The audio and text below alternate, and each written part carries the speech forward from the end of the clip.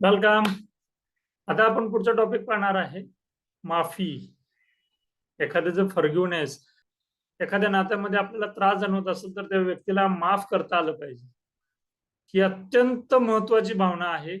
जर त्या नात्यामध्ये त्या व्यक्तीला माफ करता आलं तर त्या नात्यांमध्ये अत्यंत संमेल निर्माण होईल, त्रास कमी होईल आणि एक प्रेम अनुभवायला लागेल, सुरक्षितता अनुभवायला लागेल त्या नात्यामध्ये. पण होतं काय, माफच करू वाटत नाही. It's okay. आता आपण पाहणार आहोत की त्याच्यावरती कशा पद्धतीनं मात करायची ते. बघा, इथं आपण समजून घेऊया की आपण माफ का करू शकत नाहीये. ठीक आहे. आपल्याला काय काय वाटत असतं, त्या भावना एकदा लक्षात आल्या आणि त्या भावनेवरती जर आपण टॅपिंग केलं तर आपण माफ करायला लागतो. विषय कळतोय ना, की आपल्याला लक्षात आलं की माफ करू शकत नाहीये. मग काय भावना आहेत आपल्या, 1 2 3 4 5, ह्या सगळ्या भावनांवरती आपण टॅपिंग करून रिलीज करायचं स्वतःला आणि आपण लगेच माफ करायला सुरुवात करतो. मी बघा काय काय वाटत असतं, तर इच्छा असते समोरच्याला बदलण्याची, म्हणजे त्यानं त्याच्या स्वभावामध्ये त्याच्या कृतीमध्ये बदल करावा, मग मी माफ करतो असं एक वाटत असतं. इच्छा असते त्याला जाणीव करून द्यायची, बाबा रे तू चुकलास, ही एकदा जाणीव करून त्याला दिली की मग आपण माफी करायला तयार होतो.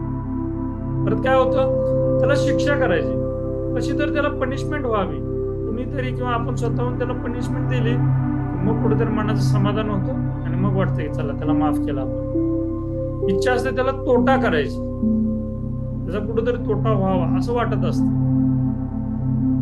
इच्छा असते त्याला त्रास द्यायची, का तर त्यांना आपल्याला त्रास दिलेला असतो, अशा पद्धतीच्या भावना असतात. इच्छा असते त्याने स्वारी म्हणावं म्हणून, एकदा त्याने स्वारी म्हटलं की मग आपण माफ करायला तयार असतो. मग तो स्वारी म्हणत नाहीये म्हणून आपण त्याला माफ करत नसतो आणि तसाच तो त्रास, तशाच त्या वेदना घेऊन आपण जगत असतो.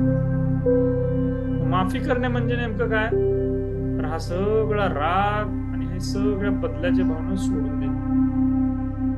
मला माहित आहे हे सांगायला सोपं आहे पण अनुभवायला डिफिकल्ट आहे. पण मित्रांनो, टॅपिंगच्या माध्यमातून अनुभवायला सुद्धा सोपं आहे. आपण काय करायचंय, टॅपिंग करायचंय.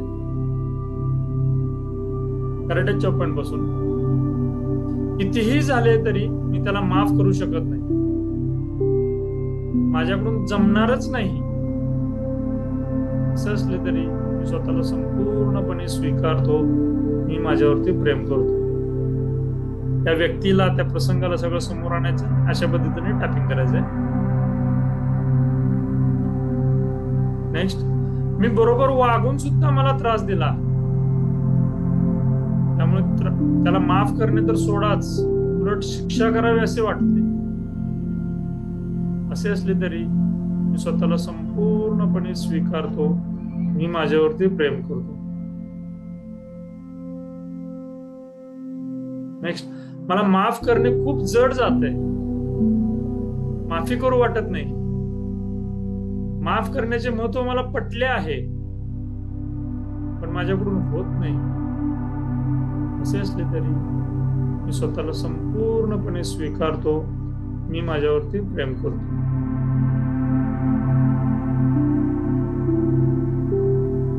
भुव्यांपासून त्याच्याबद्दल सुडाची, बदल्याची भावना मी सोडून देत आहे.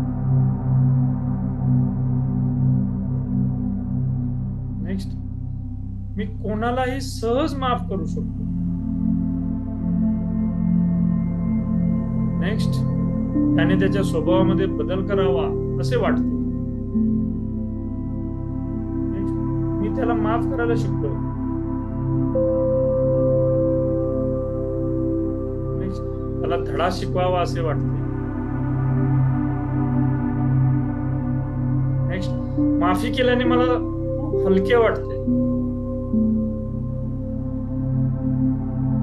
नेक्स्ट, त्याला शिक्षा करावी असे वाटते.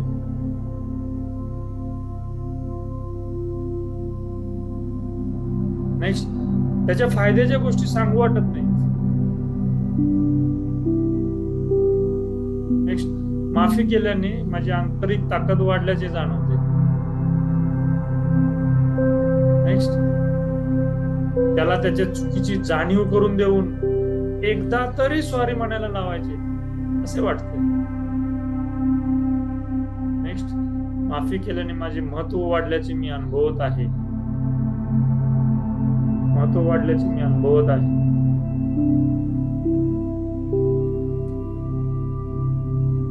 दीर्घ श्वास घ्या आणि सोडा. थोडस पाणी प्या. ह्या टॅपिंग स्क्रिप्ट मध्ये थोडासा बदल केलेला आहे. जर लक्ष असेल तर तुम्हाला जाणवेल. तर अशा पद्धतीनं तुम्ही टॅपिंग तुमच्या बाबत करत असताना असा बदल करणं अपेक्षित आहे. मी काय बदल केलेला आहे समजलं नसेल तर पुन्हा एकदा ही स्क्रिप्ट अनुभवा. काय बदल केलेला आहे मी, एक वाक्य पॉझिटिव्ह घेतलेलं आहे, एक वाक्य निगेटिव्ह घेतलेलं आहे, एक वाक्य पॉझिटिव्ह घेतलेलं आहे, एक वाक्य निगेटिव्ह घेतलेलं आहे. अशा पद्धतीने ही टॅपिंग करून चांगला रिझल्ट अनुभवता येतो. माफीच्या बाबतीत जर तुम्ही अशा पद्धतीने जर टॅपिंग केलं तर सहज तुम्ही त्याच्यातून बाहेर यायला तुम्हाला मदत होईल. तुम्ही त्या व्यक्तीला त्यानं कितीही त्रास दिला असला तरी तुम्ही त्याला माफ कराल आणि तुम्ही जो त्रास अनुभवताय त्या त्रासातून मोकळे व्हाल. थँक्यू.